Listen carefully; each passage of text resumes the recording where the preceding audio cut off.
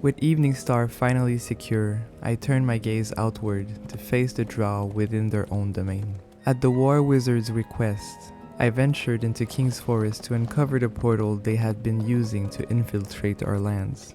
After days of searching, I found it. We established a camp nearby, aided by a caster capable of swift teleportation.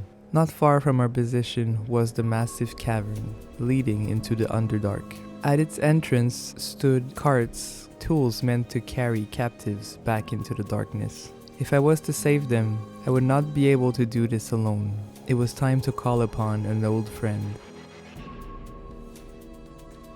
I returned to Eveningstar, and with the aid of a former slave, devised a plan to strike at House Avatol, the slavers who supplied all of Sschindylryn.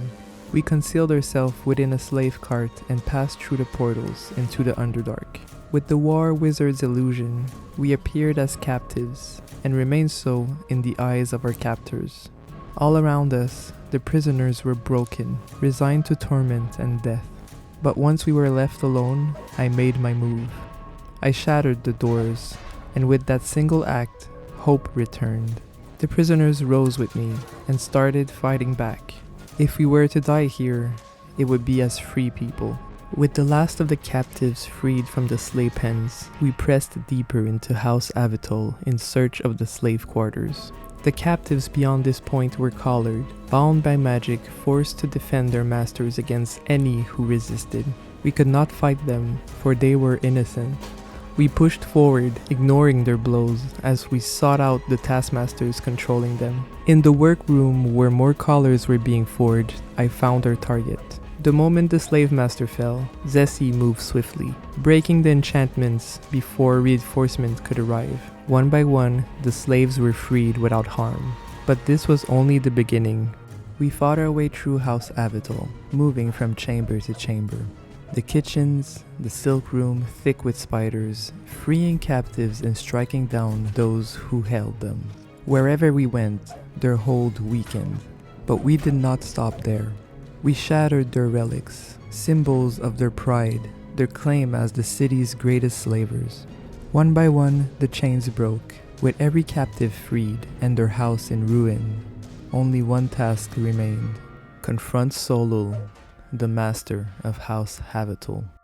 When we entered the main chamber, Solul stood above us upon a stone pedestal, guarded not by soldiers, but by slaves forced to defend him with their lives. I rushed past them and fixed my attention on the master himself, turning aside the desperate blows of the captives who had no choice but to fight. Every moment Solul remained standing meant more suffering. In the chaos of the battle, my hammer struck one of the captives. That night, we shattered House Avatol, but victory came at the cost of an innocent life. With their house left in ruins, the drow would be forced to turn inwards and protect what remained. It was time to regroup to Eveningstar and plan an attack on House Undone. We turned our attention to House Undone, a family feared throughout Sschindylryn for its military discipline and precision. This time, we entered not as slaves, but disguised as drow servants. As we moved through their halls, none uncovered the deception. Our target laid within their weapon stores. There, we poured a rust monster mixture across their finest arms, leaving corruption to spread silently through their ranks. The house soon descended into chaos as warriors rushed to stop us. We defeated their finest fighters and left their weapons to decay. And in doing so, we planted something far more dangerous than rust: distrust. For the drow are quick to suspect betrayal among their own, and that suspicion may yet destroy their alliances from within. Our spies returned at last with news of the final house within the Drow's alliance, House Zins, masters of necromancy. We learned they had commissioned massive cauldrons for some new creations, something far worse than the undead we have already faced. Our task was simple: infiltrate their compound and destroy the cauldrons before their work could be completed. When we entered the house, I was unprepared for the sheer scale of it. Their wealth had clearly been built upon death itself. We wandered through the darkened halls until we uncovered the chambers where the necromancers delivered fresh corpses for their experiments. Within the laboratories, we discovered flash stones. They were powerful enough to destroy the cauldrons. At last, we had the means to bring ruin to House Shin. As we moved through House Shin, we overheard whispers of betrayal. The matron mother's own daughter had conspired with a necromancer to murder her. Then they would raise her from the dead as a puppet under their control. Such treachery was hardly uncommon among the drow, but this knowledge could prove useful in our efforts to shatter the alliances. So we brought the truth directly to the matron mother herself.